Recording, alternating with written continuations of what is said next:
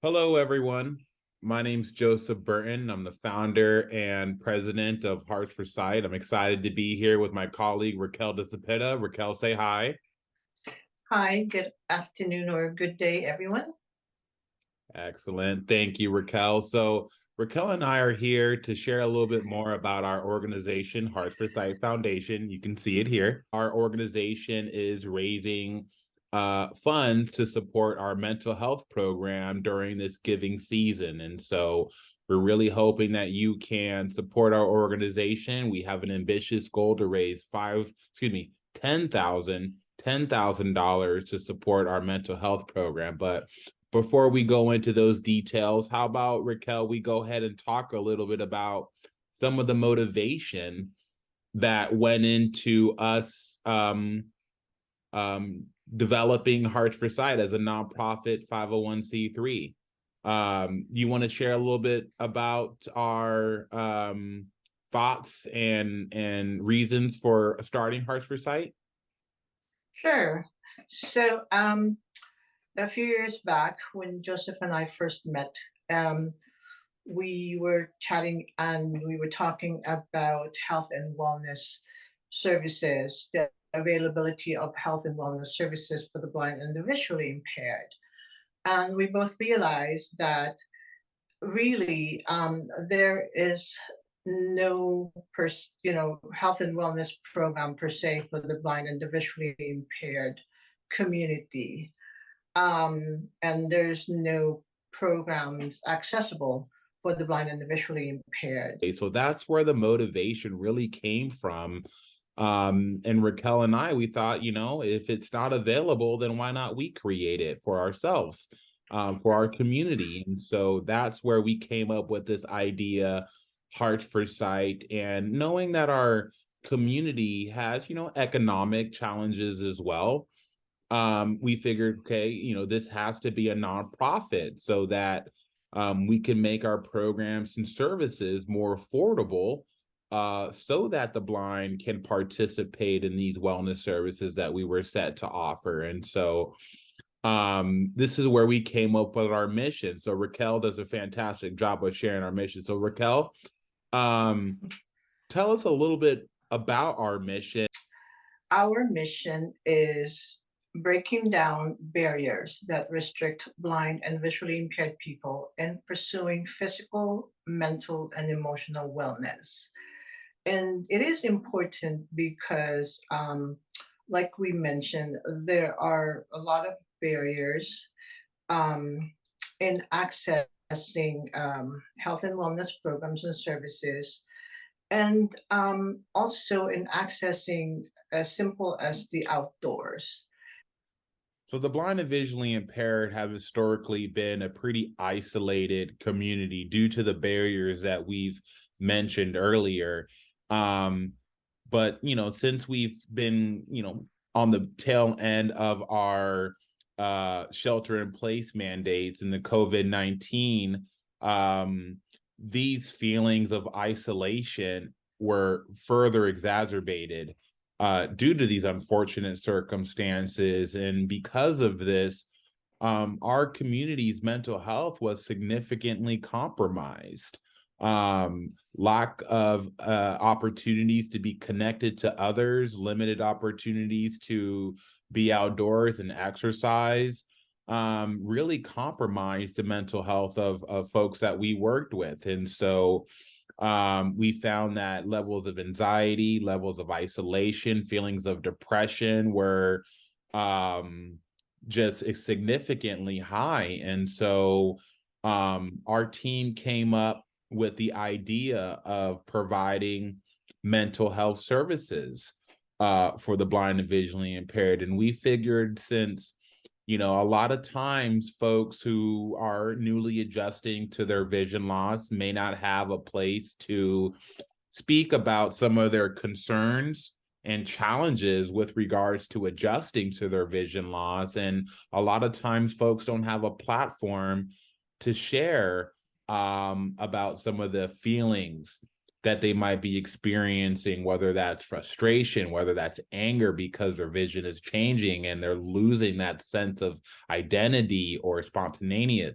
being spontaneous, or losing opportunities for, economic opportunities, or losing a sense of independence. And so where does one go to process these feelings, especially during, the COVID-19 pandemic? We found that a lot of people were dealing with changes in their vision. And so we created our mental health program. But what makes our program extremely unique is that we have visually impaired clinicians providing support to other visually impaired people. And I'll have Racquel share with the audience here why this is so important. Why is it important, Racquel, to have people with lived experiences providing mental health services to other people who might be adjusting to vision loss? It is important because, you know, as a visually impaired person, there are, we have unique needs. Um, uh, we have these thoughts in our heads that we want to, we want assistance, or we need assistance to process, um, and that, when we started the mental health program, we realized that, speaking with another person in the same situation is really, it really helps a lot, because the clinician and the client can say that, oh, yeah, we're in the same boat, even though maybe the visual impairment or the vision loss may not be in the same degree. Um, but still, you can kind of, as they say, you can kind of say, um, we're in the same boat. I have experienced that. Oh, oh, I know someone who may have um, experienced that, who have gone through something like that. And um, so that is really very important to have a clinician that can really understand what you're going through, because sometimes our families cannot really truly understand what's happening, what we're going through, what we're thinking. If you're listening to this right now and you're a clinician who happens to have a visual impairment and you want to give back and provide therapy services or support groups to your community members, reach out to us, because as Racquel mentioned, therapists with visual impairments are not growing on trees. And we do offer really unique service, where visually impaired clinicians are providing therapy to other visually impaired people. And just to touch on what Racquel was saying, it's that sense of empathy, right? If I can tell you as a client, like, I know what you're going through, I understand it. Not only you go through it, but I've experienced this as well.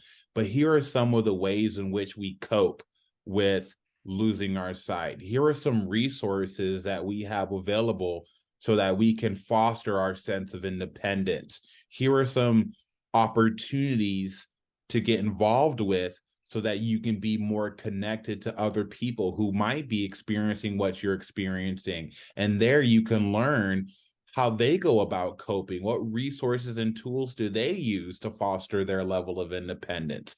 And that's why it's so important to have visually impaired clinicians providing support to other people who might be adjusting to their own vision loss. You might think, as a visually impaired person, that you're the only one experiencing this challenge. But once you get into a space, whether it's a support group with other people with similar circumstances, or processing your individual feeling with another clinician with vision loss, you find that knowing that there's someone who can understand you provides a great deal of comfort. And we're really proud of our mental health program. Like Racquel said, we receive a lot of referrals, and we didn't realize when we first started this program that how much of a demand our services would have. And so we always have a full plate. We have a limited number of clinicians providing services to a large number of people. And The good thing about what we offer is that our services are free to low cost, which is why we need support to continue to provide free to low cost services. But this is where you all come in, right? We need your help. Last year, we were successful in raising $5,000 to support our ecotherapeutic program, which allowed us to offer more yoga opportunities at our hikes. We offered more bike rides. We've increased our bike rides from 5 bike rides to 10 bike rides this year. But this year, our focus is on our mental health program. We really need to bolster our service by providing a little bit more resources so that we can continue to offer free to low cost services. So this year, we're asking for $10,000 from our community to help us raise 10K to support the HFS mental health program. And with these funds, we will be able to offer more clients services so that they can also work on their mental health, and hopefully get them, more acclimated and comfortable with engaging in the community around them. And so your help is greatly, greatly appreciated. Every single dollar counts. There isn't a donation that is too big or too small. If everyone is able to donate just $5, it would go a long way towards our goal. And honestly, we can't do it without you. We hope that we can lean on you during this giving season, to help support our blind and visually impaired community members. You can be a part of this mission to help break down barriers to the blind and visually impaired so that we can pursue better physical, mental, and emotional well-being. That's about it. So thank you all so much for all of your support. Thank you for your continued support, all of our donors, all of our volunteers, all of our participants, all of our board members and staff members. Without you, Hearts for Sight would not be possible. So again, thank you all so very much. And as we sign off, we want to wish you a very, very happy holiday season. And we look forward to your support, and hopefully we can see you at one of our upcoming events. Happy holidays, everyone. Happy holidays.